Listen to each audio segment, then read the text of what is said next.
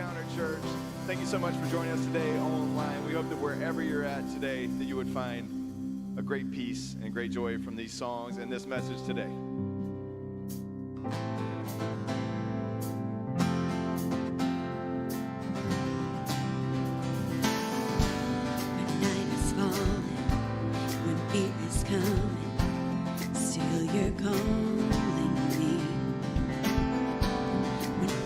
Lost and my hope exhausted, you will be my strength.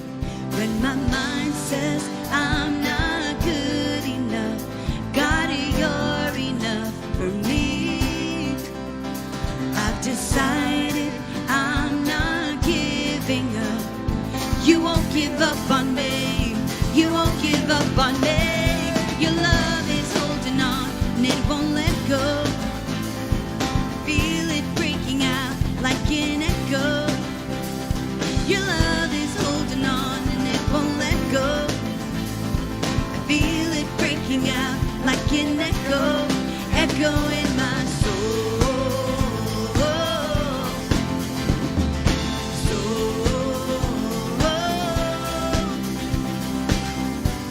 In every season, you keep repeating promises to me. There's no stopping what you have started until it is complete. When my mind says I'm not good enough, God, you're enough for me. I've decided I'm not giving up. You won't give up on me.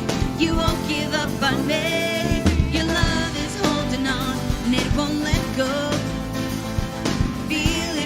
Out like an echo. Your love is holding on and it won't let go. I feel it breaking out like an echo, echo in my soul.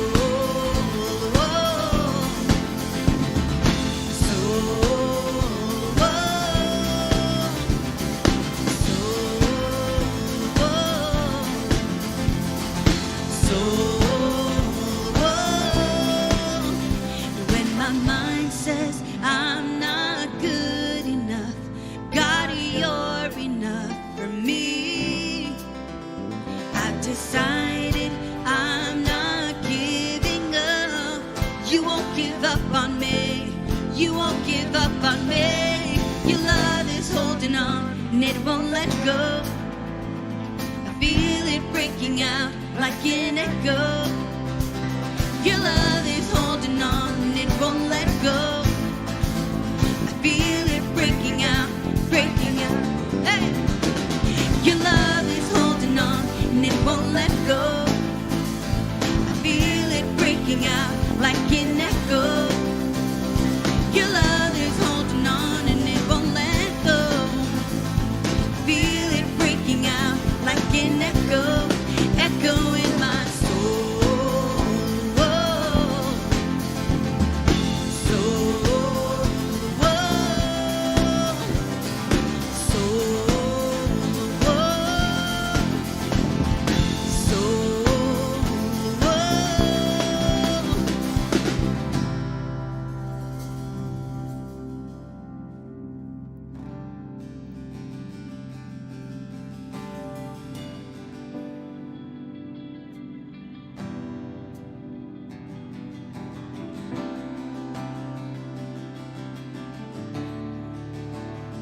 Let faith arise. In spite of what I see, Lord, I believe. But help my unbelief, I choose to trust you. No matter what I feel, let faith arise. Let faith arise. Champion's not dead, he is alive. Oh, and he already knows my every need.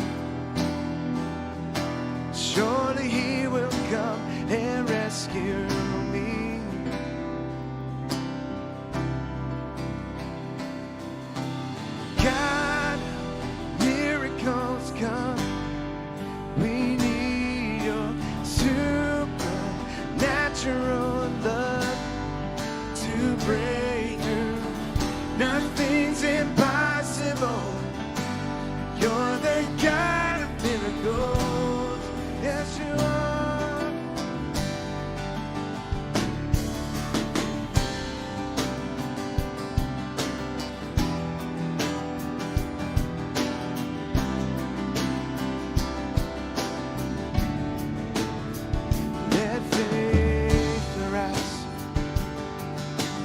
see the kingdom come, I lift my eyes.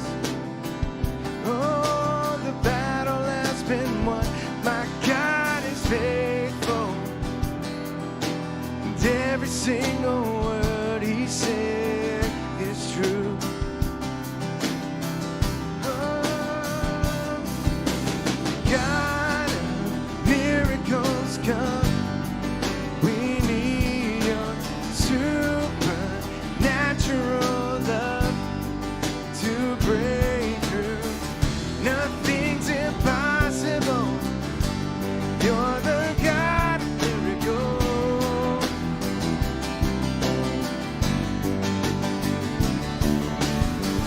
This world is shaking. You cannot be shaken. My heart is breaking, but I'm not broken yet. Your love is fearless. Help me to be courageous too. There is nothing impossible.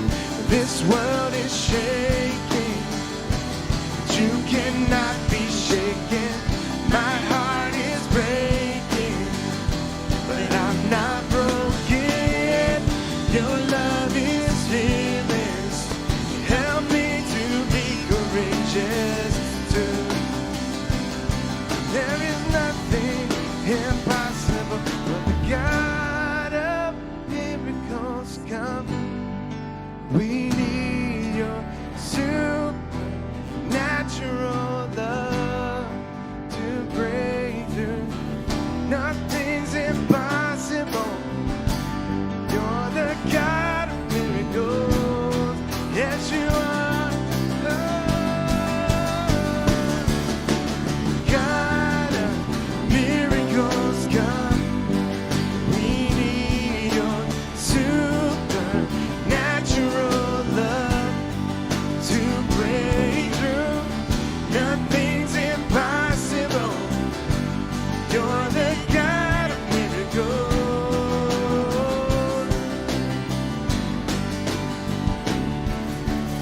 God of miracles come. We need your supernatural love to break through. Nothing's impossible.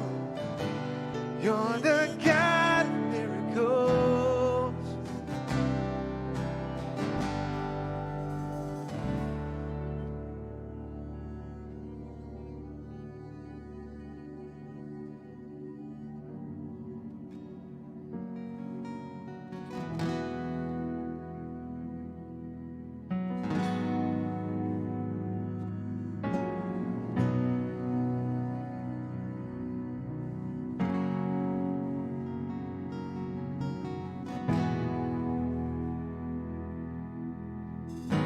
You called me out on the waters, the great unknown, where feet may fail, and there I find you in the mystery, in oceans deep.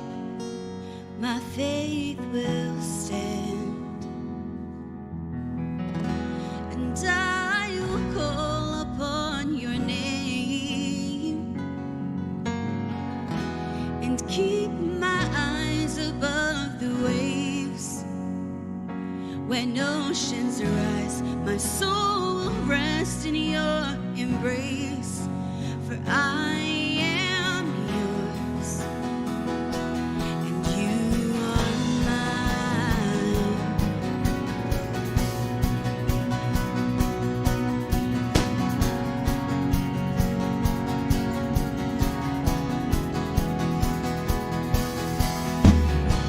Your grace abounds deepest waters. Your sovereign hand will be my guide. Where feet may fail and fear surrounds me, you've never failed, and you won't start now.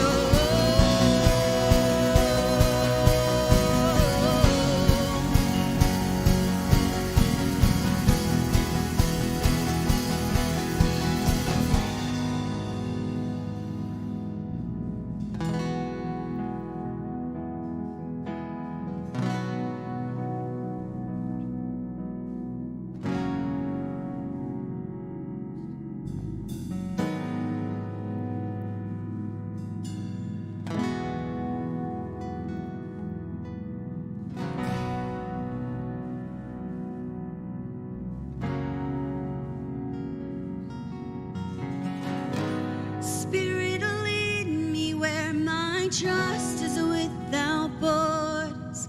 Let me walk upon the waters wherever you would call me.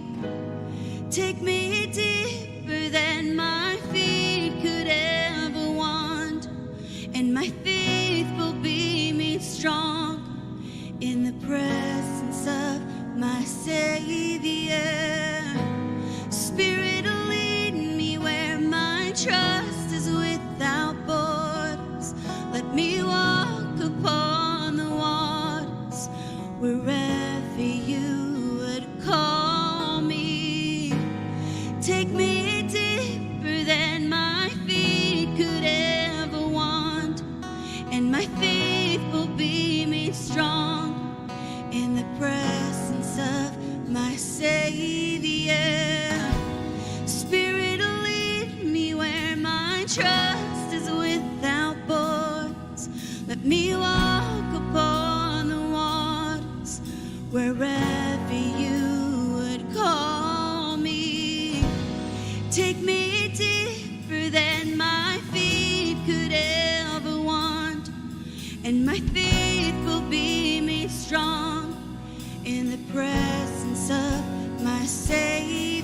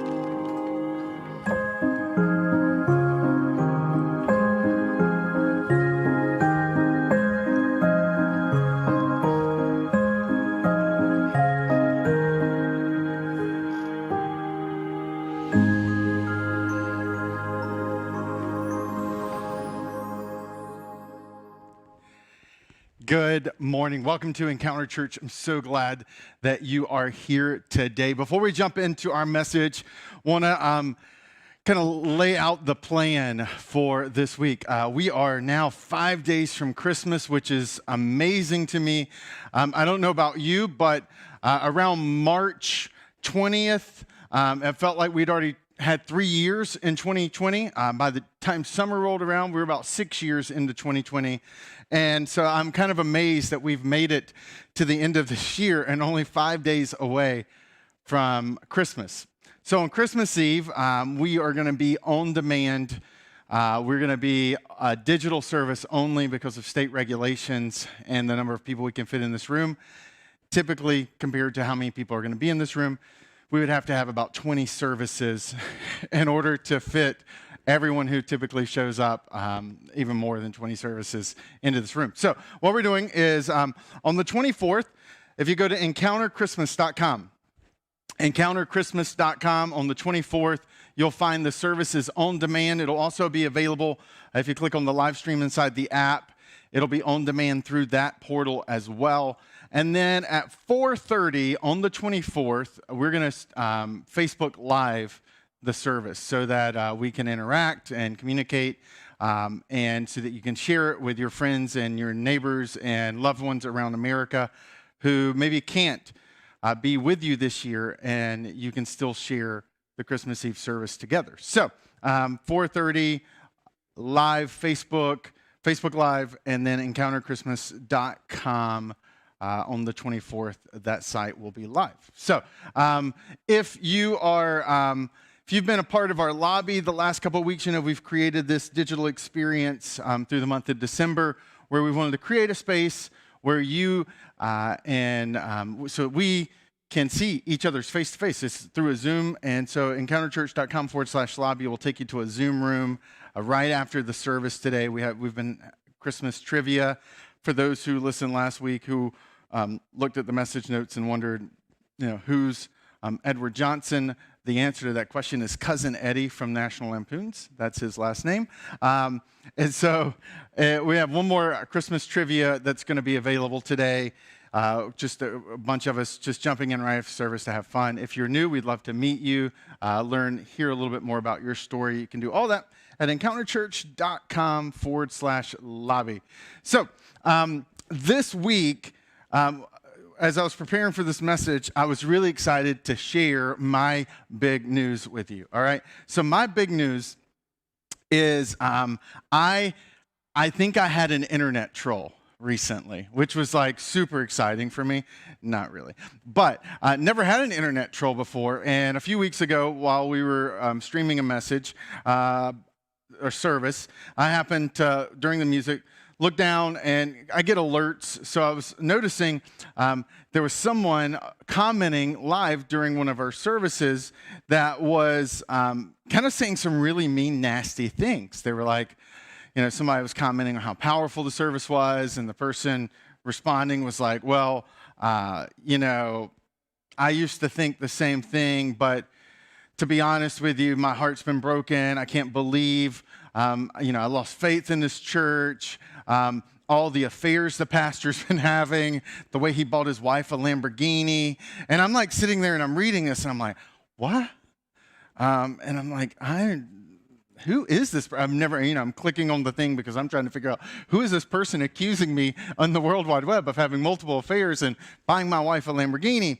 And so I'm reading through and I'm starting to notice as this person's ranting about the heartbreak and the distrust and the anger that's fueled towards, I guess, me, I start realizing she's calling me by a different name. She's like, I can't believe what Pastor John did. And I'm like, first of all, my name is Chris. And people will sometimes be like, oh, Pastor Chris or Father Chris. And I'm like, nope, it's just Chris and definitely not Father, because I only got papers for two, and unless you got papers, I ain't your father, right? So it's just like very clear, like, hey, let's keep the dividing line. And so it's like, Pastor John, I can't believe Pastor John did that, and Pastor John's Lamborghini. And and it clicked eventually that, like, I think I know who she's talking about.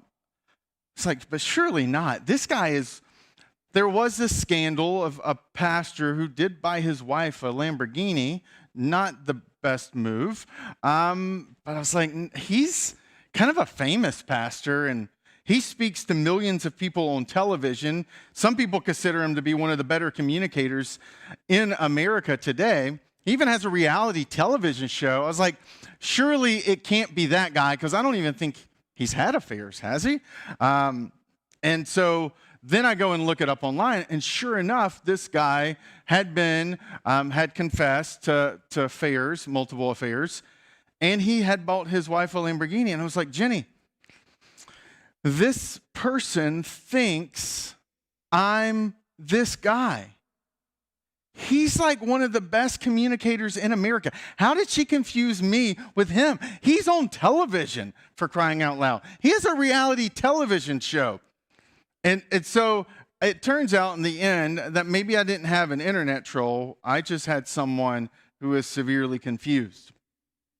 And I quickly moved, after reading the multiple posts that I did, in fact, remove, because I was like, this is not directed towards us as a church. This should be directed towards them. I went from kind of this like, oh, I think this is an internet troll, to being heartbroken as a pastor that this individual's faith had been shaken because of this individual's choices. And as we've been in this series this month, we've talked about that this Christmas we need more than a good story. And that Christmas isn't just a good story, it's good news. And I think that one of the realities that many of us have faced, whether you grew up going to church or you just read about church in headlines, is that sometimes the church hasn't done a great job of being good news. That in fact, the headline around some churches, some pastors, some ministers, has been incredibly bad news. And in some ways, I think this is the shadow proves the sunshine kind of principle, that the reason it's so bad is because whether or not you are a Christian or not, there's this sense that we intuitively recognize that the Christian faith should produce people who reflect headlines of good news. In fact, one of my favorite kind of musical artists in general has a song that kind of unpacks this idea a little bit more poetically, that he's essentially that, there's five Gospels, and the Gospel is a New Testament biography on the life of Jesus, and there's 5 of them: Matthew, Mark, Luke, John, and you and me. That you are the 5th Gospel of Jesus Christ, that you are meant to be that picture, that sometimes, as Kirk Franklin has stated so eloquently, that you may be the only Jesus they see. I mean, that's what it means to be a Christian. The word Christian was not the name Jesus gave to his followers. It wasn't the name that the disciples, Jesus' original 12 followers, or the larger group of thousands of people who had mobilized behind Jesus' message and life and resurrection. It wasn't the name that they gave themselves. In fact, the word Christian was a derogatorial term. It was a somewhat of a kind of a slang kind of epitaph, throw people down, that was given to people because it was essentially like, you want to be a little Jesus. That's what Christians meant, to be a little Jesus. And that the Christians ultimately realized, you know what? The slang, this put down that they're giving us is actually incredibly clarifying. This is exactly who we're meant to be. We're meant to look like little Jesuses. In some ways, we are oftentimes the good news that people read before they find and hear the good news of who God is and what he's done for them. That you and I, if you're a Christ follower, you and I have a special mantle and a special opportunity that we get to do. Because there's so much headlines around bad news that the church, that what Jesus' desire for Christians were to be, was the headline of good news. And that when we walk through this month so far, that Christmas, it's all good. This is one of the aspects and the implications of who Christians are supposed to look like. In fact, when Jesus was delivering one of his most famous messages, one of his most famous teachings, what's been called the Sermon on the Mount, one of the kind of sections of Jesus' teaching that has been studied the most. It's if you were to do some research on it, this is a section of Scripture that part of my doctoral dissertation project was written around, that you'll find that there are thousands of scholarly kind of insight and reports and studies that have been done just on the Sermon on the Mount. It's an extraordinarily rich, deep, and it's arguably one of the most famous sermons that have ever been delivered in human history. But the purpose of the sermon, the context, is Jesus has gathered his original followers, the 12 disciples around him, and a crowd comes up, and they're listening in on what he's telling them. And so this was a teaching that was specifically intended for Christians. It was intended for the people who were committed to following Christ. And so the crowd got to listen in on this very intimate and profoundly deep picture of who and what their lives were supposed to look like. And he gets to a section of the passage in Matthew 5, in verse 14, where he says, "You are the light of the world," which is kind of a little bit of a surprising statement, right? I mean, the theologians would have been like, wait, no, you're the light of the world, Jesus. You're the light. He's like, no. You're the light of the world. A town built on a hill cannot be hidden. Neither do people light a lamp and put it under a bowl. Instead, they put it on a stand and it gives light to everyone in the house. He doesn't even pause after he says you're the light of the world. He chooses a word specifically that's really interesting. He doesn't say you're the light of the earth. He uses the word world, which in that day and age, if you were going to talk about the earth, you used one term, and that was the mountains and the oceans, the seas, the valleys, the plant life, the animal life. There was a word that you used to talk about all of that stuff. And then there was a word that you used when you only wanted to talk about the people. And that was the word world. So when Jesus is saying you're a light of the world, he's not talking about the sun shining. He's not talking about the S-U-N. He's talking about the S-O-N people, that who are meant to be light to the people around them. And they would have received that, and he instantly jumps into an illustration and a visual that was so intimately a part of everyday life.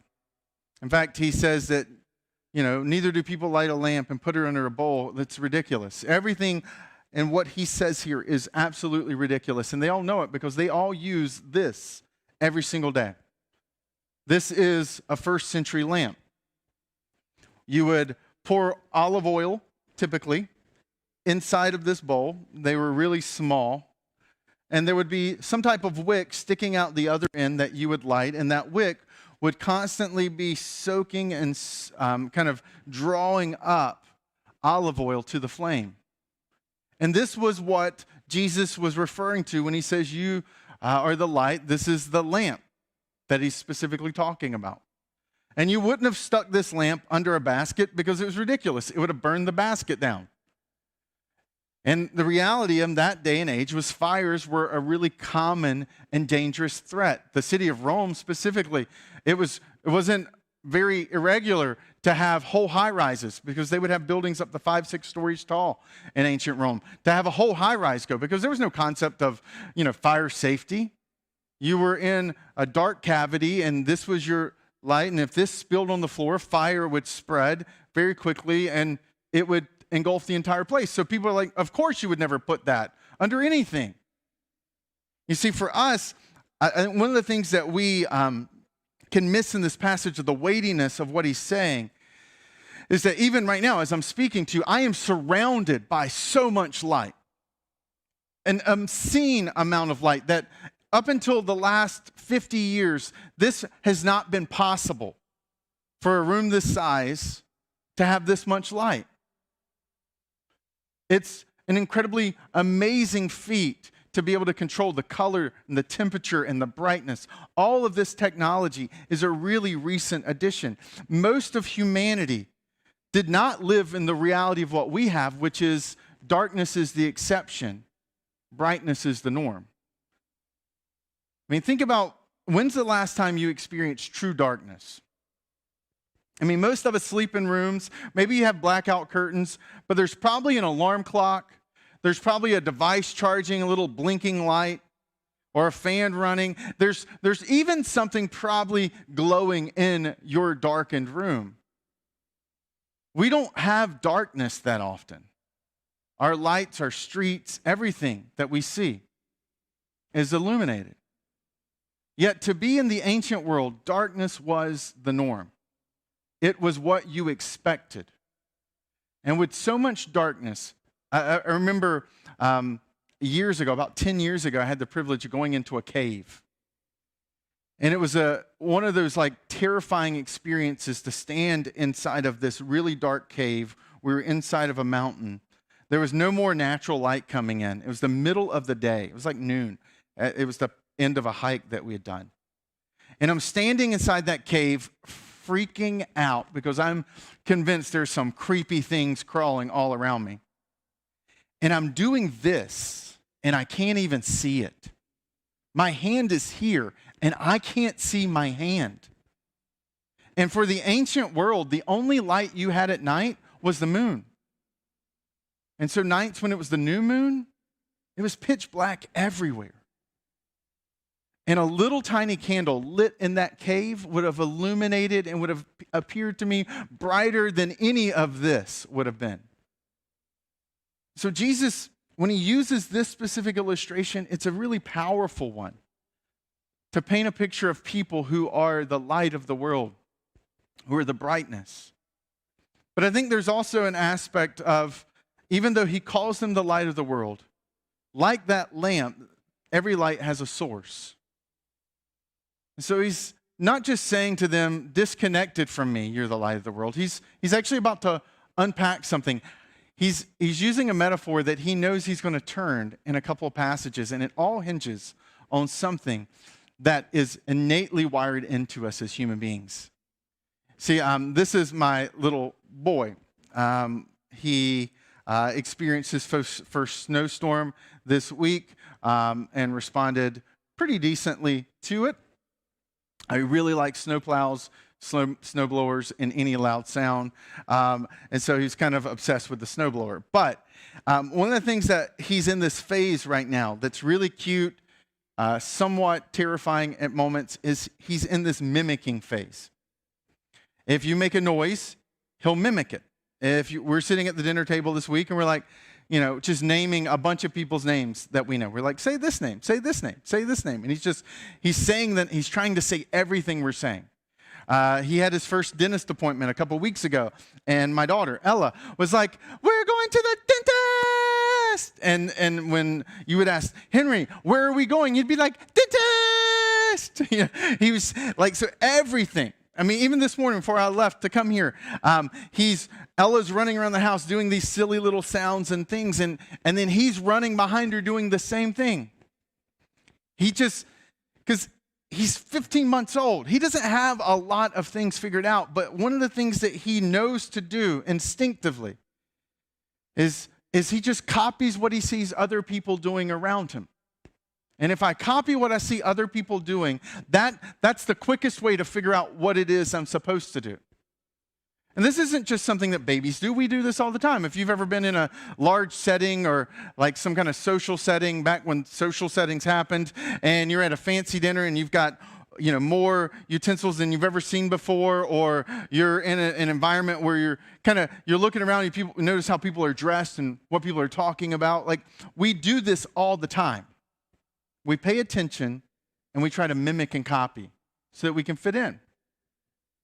And what Jesus knows is that ultimately in the day, what he's about to unpack for them, what he's about to lay out for them, even as they're sitting on this mountain, is that their lives are meant to mimic and copy him.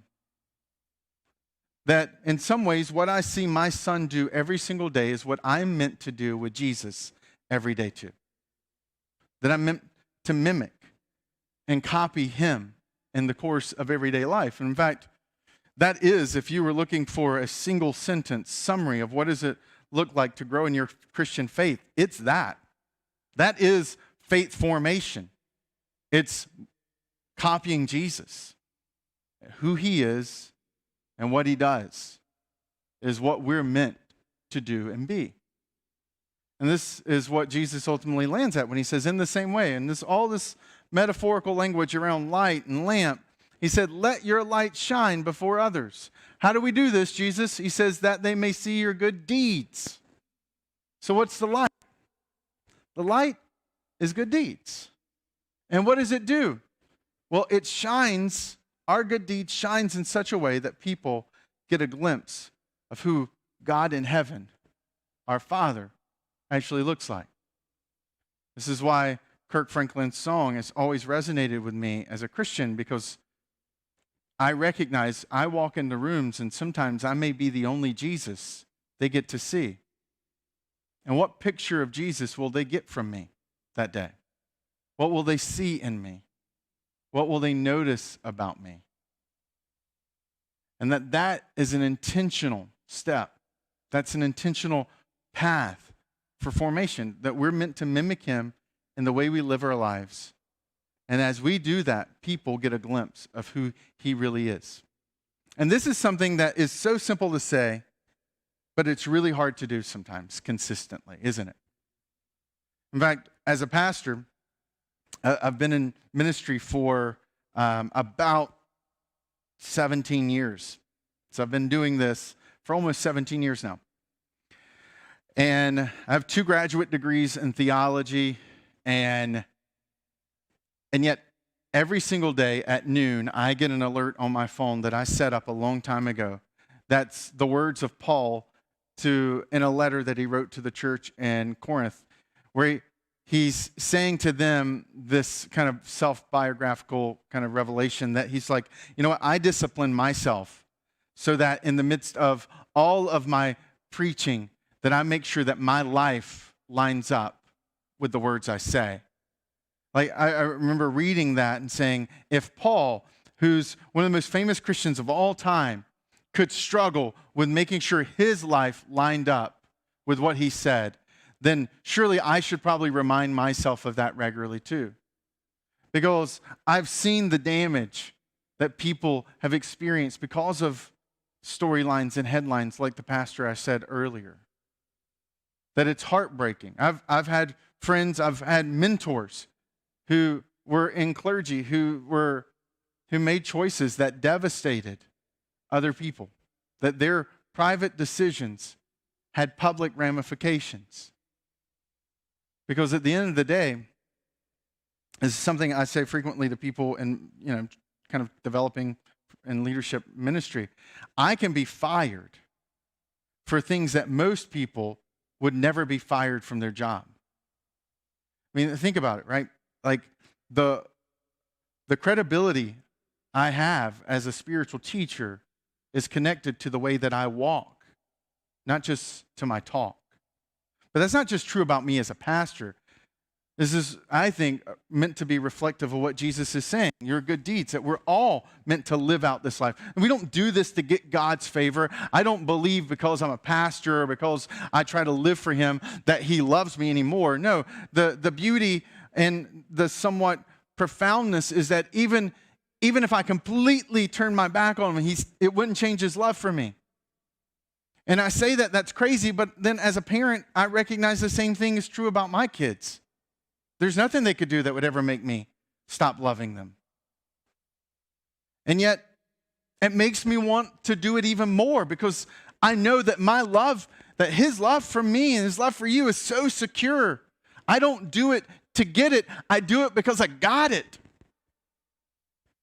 And so on my study desk is this Bible. And it's a Bible I've referenced before in a message. And this Bible has every single verse cut out that has everything to do about how I'm supposed to live out my faith. If you notice right there, I mean, there's whole books of this thing that are just missing, whole sections of the Bible that have nothing on them because this is about all the verses removed are the verses of things that I'm supposed to do in my faith. the good that I'm supposed to live out, the generosity that's supposed to mark me, the kindness that's supposed to show up in how I live my life. That this is a reminder to me, not just in the alert that I get every day, but even when I pick it up and I see it, that I'm reminded that I'm not supposed to talk a good talk, but that I'm meant to walk the good walk. And it's not just the end, it's a means to the end, that people would see the good deeds and not celebrate me, but that they would see Jesus in me, that they would notice something different.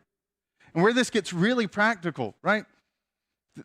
Because for many of us, we grew up in religious context, and in our heads, we have, the nun slapping our wrist because we didn't say it a certain way or do it a certain way. And so the idea of talking to God, we almost kind of freeze up because we don't know the correct formula of how do we get his attention and make him like us, or do I need to talk to this person to get this person?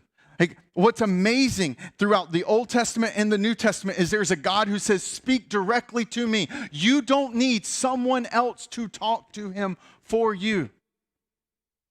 You don't need someone else to intercede on your behalf. That's what Jesus did.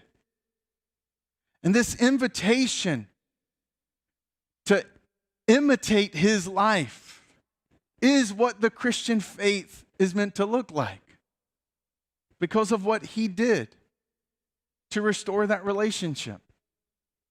And that, I imagine, this is one of the things that, full disclaimer, I'm not a typical pastor. I don't fit the mold. Like, people don't say, oh, I want to hang out with that guy. I'm not a big personality. I wouldn't even say I'm like this dynamic communicator. I work really hard. I'm bust my rear end, quite honestly, every single week to deliver messages that I hope is helpful. Like, there's nothing about me that I have friends who I hang out with, and I'm like, man, they're extraordinary. They're so gifted that they could make like anyone like them. They're like the life of a party. There are all these different strengths that they have. And I'm not putting myself down. I'm just being very candid with you. The reason I'm a pastor is not because like there's something innately about me that just eeks and reeks of pastoring, right? The reason I'm a pastor is because I so love and believe in what the church is meant to be and what Christian life is meant to look like. And the reason why is because I had people who lived out that previous verse in front of me. So I was talking to someone this week, and they were telling me how they were starting a kind of a horse racing farm. I know, strange. And so some friends had heard that they were starting this horse racing kind of business, and they donated to the farm that he had. They donated a horse to him, the first horse. He's like, it's brown and it's got a black tail. And as he's trying to build this business and he doesn't know anything about it, someone says to him, you know what, you should find out the pedigree of your horses, because that really matters. And so he goes and he starts to discover and learn more about the horses he has. And the first horse he had donated to him, he goes and looks into it, and he finds out, as the person's doing the research, they call him up and they're like, you won't believe what you have. He's like, I got a horse. They're like, no, you don't just have a horse. You have the grand horse of Secretariat. Now, Secretariat is one of the greatest racing horses in horse racing history. Secretariat literally had a movie made about it. I mean, and he realizes that he has this extraordinary gift sitting in front of him. And as he was telling me the story, my mind kind of jumped to another place. I don't know if you do that. Sometimes you kind of just start to, like, it triggers a thought and you're running it. And I was realizing as he was telling his story, I started thinking about me as a parent. And I was like, oh man, how terrifying would that be if I get to the end of my life and I realize when I see God that he said, I gave you the grand horse of Secretariat as children. You were meant to discover that secret and help them discover that secret, and you never did. I'm like, man, what if I'm pastoring a church filled with the grand horses of Secretariat, and it's a secret they don't know, and I'm meant to show them that then I thought about my life and how one of the reasons I'm a pastor is because someone in my life who invested in me, spent time with me, said, hey, I know you're not going to think this is kind of crazy, but you know what? I actually see some things in you that I think could make you a really good pastor one day. And I want to help foster that. In fact, all the good things in my life that's come from God, oftentimes I've been alerted to that because of people's presence in my life who saw it before I saw it. I started imagining, what if the story he's telling, what if that's what Christians are meant to do when we show up? That we walk into a room with people who maybe don't feel like they're the grand horse of Secretariat, who maybe don't feel like because of some past choices or because of a divorce or because of a past addiction or some struggles with pornography or some current moments with unemployment and feeling like a failure. What if we were people who walked in the room and we saw who they could be because of what God could do through them, not just where they were? What if we stopped giving people their current address in life and started to address them for where they could go and who were they made to be? I imagine that people would want to be with those kind of people. I imagine that I would want to be around people like that. And that, I think, in some ways is meant to be a picture of the church, of a church who doesn't just play church, but opens up the Bible and sees it as a playbook for life. This is what I'm supposed to do. This is what I'm supposed to respond, that I'm supposed to love and serve and give and make a difference in people's lives. That I'm meant to walk into a room and to leave people better than how I found them. That when someone lashes out like last week's message, we love them up. That we let things go and we help them grow. That as parents, we recognize that God has entrusted to us for a season little grand horses of Secretariat, and they don't know the secret yet. And that we help them to discover that. And that as Jesus was kind of unpacking that, I mean, imagine these people who've been held down by the Roman Empire, who've their entire lives, what's marked them religiously is, you can't jump through the hoops, you can't be good enough. None of these people are educated. None of these people are the type of people who would have ever been picked to lead a religious movement. But this is what Jesus does. He walks up to a guy like Simon who runs his mouth without checking it by his brain. And he says to Simon, hey, Simon, I want to change your name. I'm going to call you Peter, because Peter means rock. And everything about Peter's life was rocky, not solid. And yet Jesus says, you're the rock, Peter. You're the foundation. Who you're going to become is strong, secure, and stable. Not this slicing off the ear, speaking words, promising you'll always have my back, and then denying me 3 times in front of me. Even in the midst of all that, that was still in Peter's future when Jesus met him. He calls him Peter. This is what Jesus did. He loved and he served and he made a difference in people's lives. That he was inviting us to imitate him. And he says to them, right, the city on a hill. That what's interesting is in that time period, none of those lamps by themselves could make that kind of brightness on their own.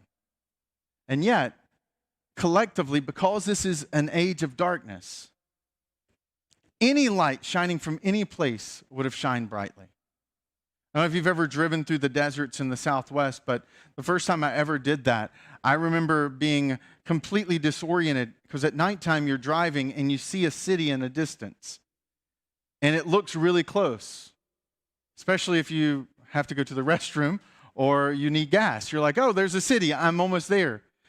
And then you ride by a sign that says, next city, 60 miles away, 100 miles away. And you realize that what you've been staring at for hours is a city that's 60 to 100 miles away from where you are. You can see it shining brightly. Jesus is like, collectively, when the church comes together, they can do more together than they can individually. That it wasn't just meant to be an individual faith, it was meant to be a collective faith. People show up and together they do more than what anybody could do on their own. That's, in fact, exactly what's happening right now in this moment. There are people in this room you can't see that I can. There are people in a back room that you can't see. But the only reason you can see me is because I see them. Because collectively, we show up here on Sunday morning and they do what nobody individually could do. It takes a team of people to be able to create what happens on this stage, to be able to run the screens and to broadcast the stream. That even this service in this moment is a picture of what the church can do collectively, that we can do more.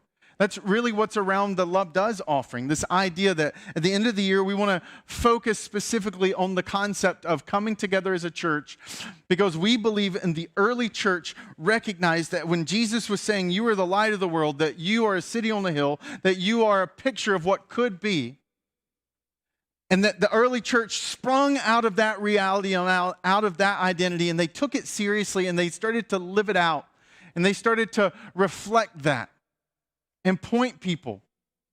They had this idea that they were literally the ambassadors of this kingdom that would one day come, this king named Jesus, that his land, his world, that heaven could show up on earth, that the church was the embassy grounds. I don't know if you've ever walked into an embassy, but it's this really cool thing that when you walk into an embassy, you're all of a sudden transported to a whole different nation. And that the ground that you're standing on is no longer the United States, it's Brazil, or it's Ecuador, or it's France, or England. That you stand on those grounds, and all of a sudden the laws and the customs of that land is present. And the early church realized that they were the embassy grounds of heaven. That maybe hell surrounded them, but when someone came and gathered with the church, they could smell and taste and see a little bit of what heaven was like. And the way that people treated each other, and the way that people served on one another, and the way that people recognized and celebrated and lifted up instead of holding down. There were people who were committed to justice and good. The early church believed that so much that they did that frequently. And that for one bad headline of a pastor being really stupid and doing something really evil or dumb, or from some church cover-up, for every one bad, there are thousands of untold good headlines of people's lives who were transformed, of people who were lifted out of poverty, or hospitals that were started. When the early church, whenever there was devastation or pandemics, the early church would run to the people who were hurting and grieving, not run away like everyone else, because they believed that they were creating and living and experiencing as an embassy, a little bit of a picture of heaven on earth. And this year, this is why with our Love Does offering, we're doing something a little different. To be very candid with you, this year has been very frustrating for me. That's like the most obvious statement of the year, right? It's been frustrating for you too. This has been a hard year. That both individually, like so many of you, the pressures and the transitions have been there, but also for small business owners to recognize organizationally, it's been hard. This is what we've been doing for 9 months. We can only get 15 people in this room. That's frustrating. We've had people who've left this church who now go to other churches because they can't physically be in this room. That's frustrating to me. We've seen people's jobs upended, lives upended. We've seen all of that. And the thing that's really been the core of my frustration, all those other things, the frustration underneath is that I've watched people suffer. And for every, check we've been able to write to help someone, there's been things we can't do. Like I've ridden by food banks and been so mad that we can't give more to helping people eat. And so this year, kind of looking at the reality of, all that's been present and being like, man, we can't do all the good that I believe we're supposed to do. It started to stir inside of me back in the summer of like, maybe we serve a God who takes setbacks and can turn them into setups. Maybe there's something else that maybe there's an opportunity not just an obstacle in what we're dealing with this year.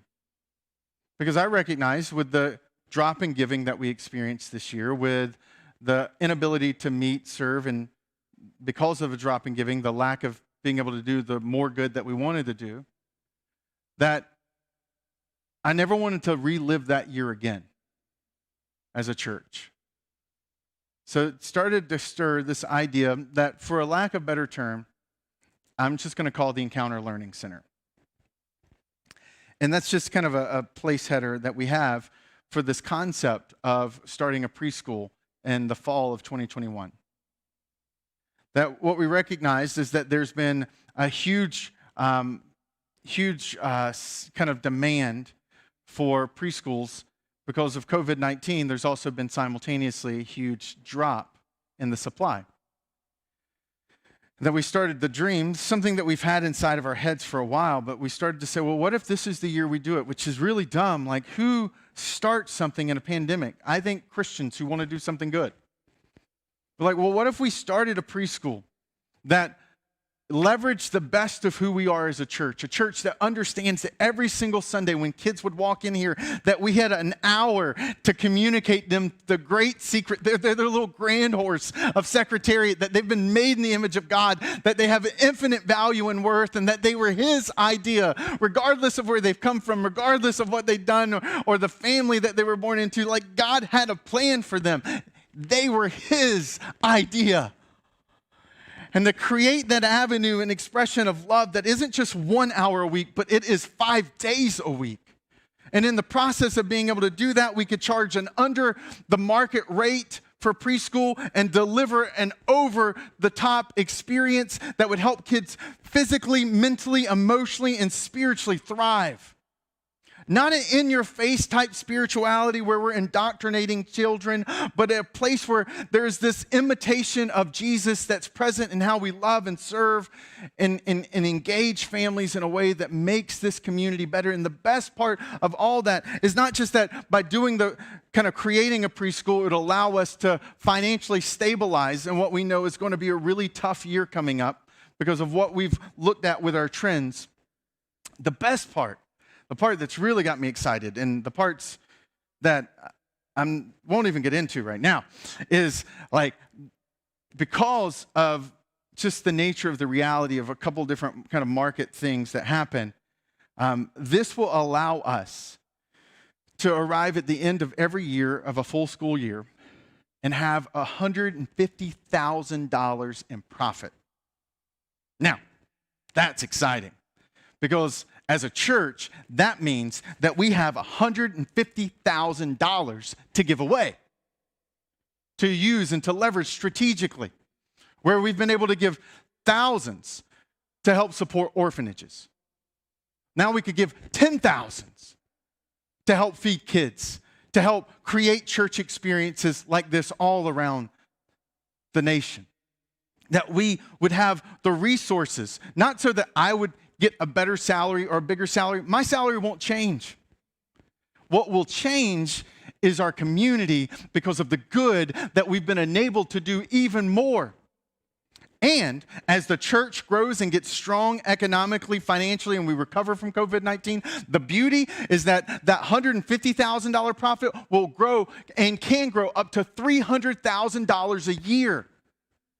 Which means over the next 20 years, this preschool could give away $10 million to help kids inside portions and sections of the city who are under kind of resourced and enable us to step in and partner with local nonprofits in those communities to help people have access to food and tutoring and all types of resources to help lift people who've been held down, and that simultaneously we can step internationally and begin to do even more intentional things. That $10 million in the course of 20 years blows my mind. And that the way that that would happen is the church collectively doing together what we could never do. I will never, like, you may not have ever been to seminary or had conversations with a career counselor around pastoring, but you don't go into pastoring because you're going to give $10 million away, okay? Like, that's a whole different bad headline story we're not going to get into, right? The reality is that I want to be a part of a church that gives $10 million away through one preschool over the next 20 years. And that we're dreaming, how could we show up with some racial tensions? How do we show up in areas of under-resourced and people who've been neglected, to let justice flow, to be a part of God's love and grace and justice flowing into a variety of different streams that we strategically and intentionally partner with to see the greatest impact. And this is why I said that we're using Love Does this year to focus in on that, because this is an investment that it's going to allow us over a couple of decades to see an impact that we've never before explored or imagined. That the church, through people continuing to give and invest, the local church will continue to do its generosity and its good deeds, but the Learning Center, the preschool, will enable us to be catalytic and do even more. But to start a preschool, we need about $300,000. That, a majority of that, actually, is in order to build a playground, which is per state code what we have to build. I have to be very real with you. I look at playgrounds differently now, because now I see price tags, and I'm like, oh my goodness, that's $150,000 pieces of equipment just right there. Like, it's amazing how much that stuff costs. But in order to open a preschool, what's exciting is that the biggest barrier we have is not anything inside this building, it's what we have to build outside the building.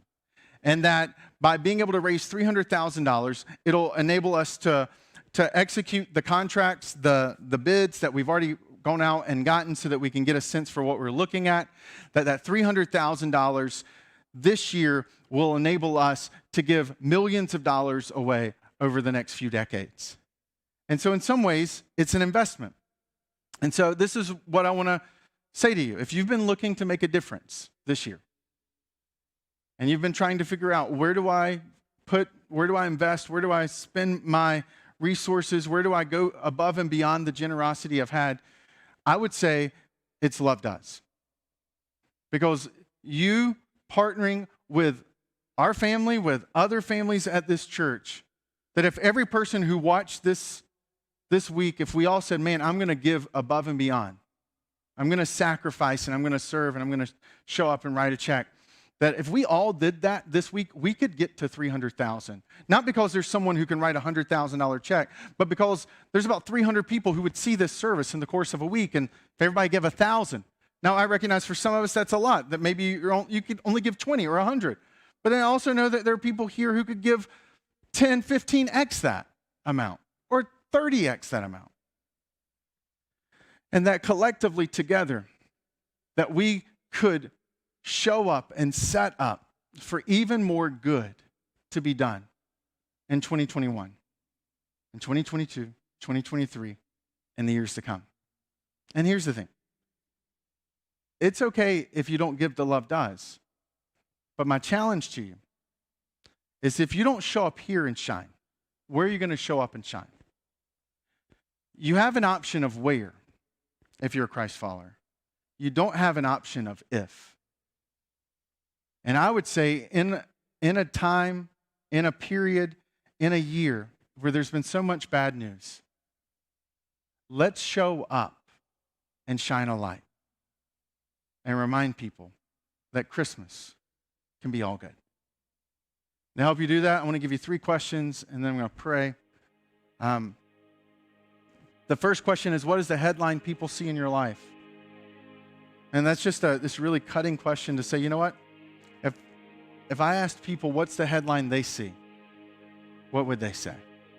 What does my life show and say? Is it marked by grumbling, complaining, of just highlighting the negativity? Or would they see the hope and the life and the love that's inside of us? And where does your lamp need to shine more intentionally? Maybe for some of us, let's just be real, this year has done a number on you, and you turned down your lamp in your workplace. Started to bicker, complain, started to backbite and gossip, and started to complain how dumb your boss was or how stupid that decision was. Started ranting. Maybe your social media got darker. Maybe your interaction with your kids got darker. Maybe your marriage got a little darker. But where can you show up and turn up the light and shine a little bit brighter? Like there's all grace from God given for everything before. Just turn, say I'm sorry, and turn up the lamp.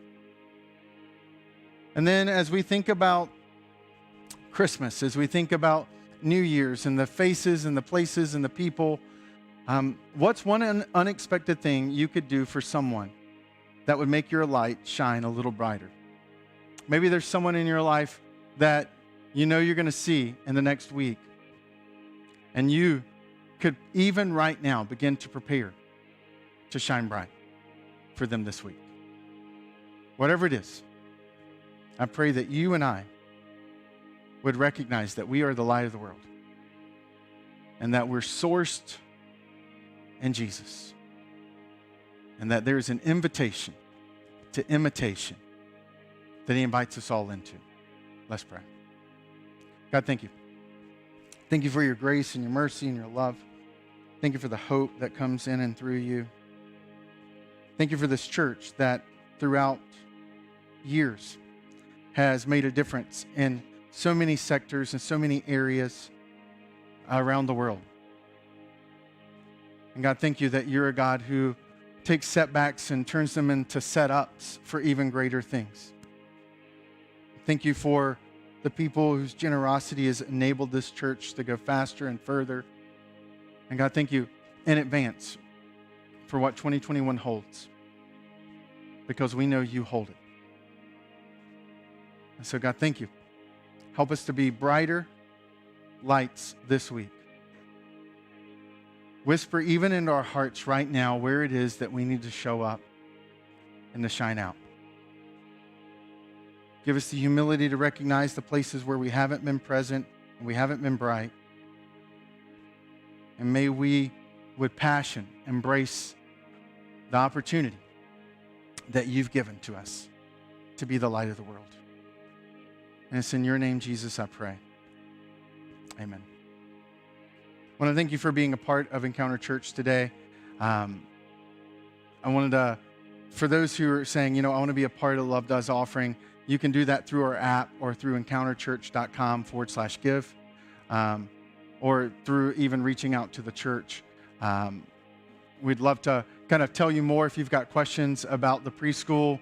Not registration questions, that'll come. The first things first, we have to raise the money so we can have a preschool. But if you've got questions about that, some of the details around that, we would love to answer that. I just knew today's message was going to be a little longer. Wanted to share that, so I wanted to be sensitive to our time frame. But feel free to reach out to me, chris@encounterchurch.com.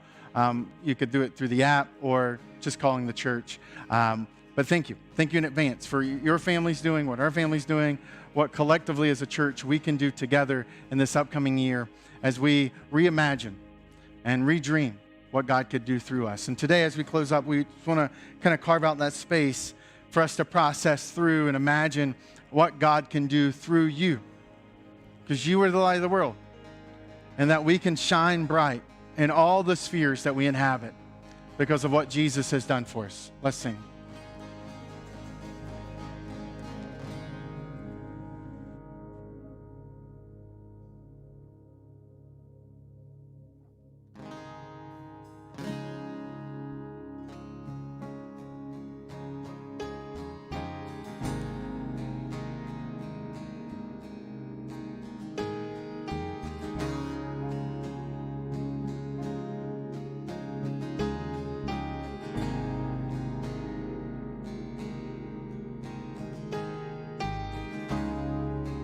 Walking around these walls,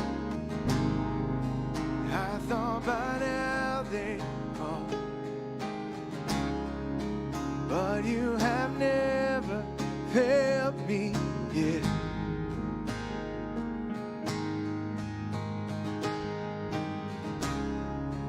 Waiting for change to come, knowing the battle's won, for you have never failed me yet.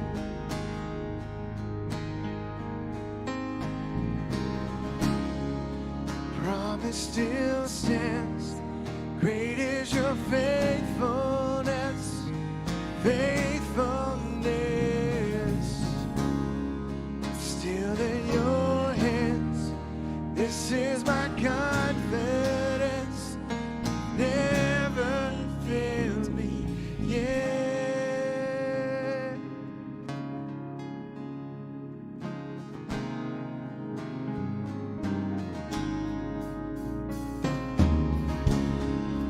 I know the night won't last. Your word will come to pass. My heart will sing your praise again.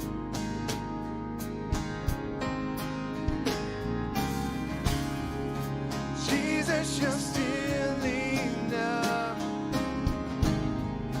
Keep me within your love. My heart will sing your praise again.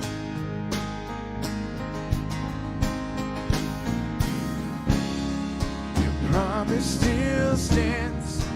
Great is your faithfulness, faithfulness. I'm still in your hands. This is my confidence. You've never failed. Your promise still stands. Great is your faithfulness, your faithfulness.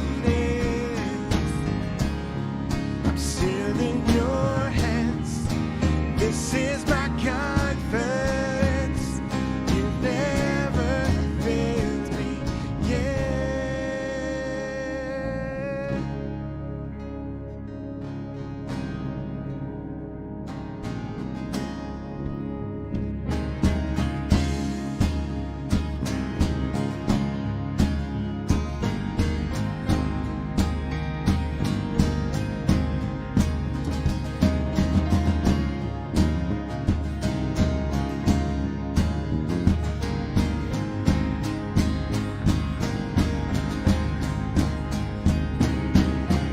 I've seen you move the mountains, and I believe I'll see you do it again. You made a way where there was no way, and I believe I'll see you do it again. I've seen you move the mountains, and I believe I'll see you do it again. You made a way where there was no way, and I believe I'll see you do it again. Seen you move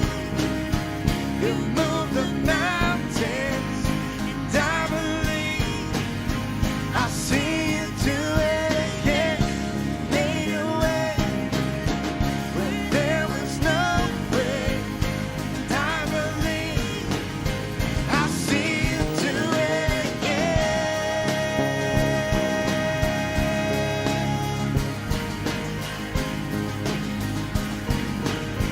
I'll see you do it again.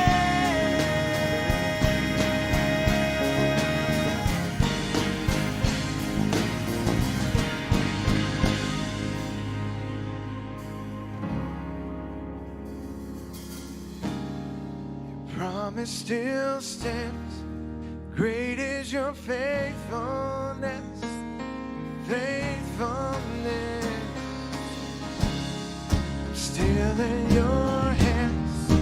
This is my confidence. You never fail. Your promise still stands. Great is your faithfulness, faithfulness. I'm still in your hands. This is my confidence. You never failed me yet.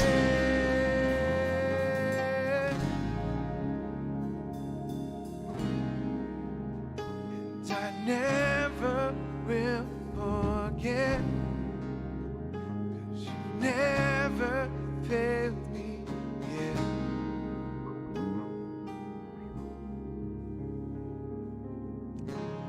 Thanks so much for being here today. I'm so grateful for you carving out this Sunday. Just a couple quick things as you head out, just to know. Christmas Eve, encounterchristmas.com, on demand, and then 4:30 on Facebook Live. We'll be streaming the service. 27th, next Sunday, we will not have a Sunday service like this, okay? Our kids' environments will still be meeting. They'll be present through the app and encounterchurch.com/kids, but we won't have a Sunday service next Sunday because of our Christmas Eve service on Thursday. On January 3rd, we'll have a shorter kind of devotional service just to kind of kick off the year. And then January 10th, we're coming back strong with a New York best-selling author, Bob Goff, who's written his book, Love Does, millions of copies. Bob is an inspiration to me, to some of you who've read his book and who've told me how much that's impacted you. So I'm so excited. January 10th, we get to share Bob Goff with you digitally. He's going to join us, and it's going to be powerful. And I think it's going to set the perfect tone for 2021. And as an added bonus, because of some good deals and connections with the publisher, we're going to be able to give 50 of his newest book that he's going to be talking about. We're going to be able to give it away and to you to help you and me dream big going into 2021. So a Sunday you're not going to want to miss. And so I look forward to seeing you Christmas Eve. Thanks so much for being here today. God bless you. We'll see you on Thursday.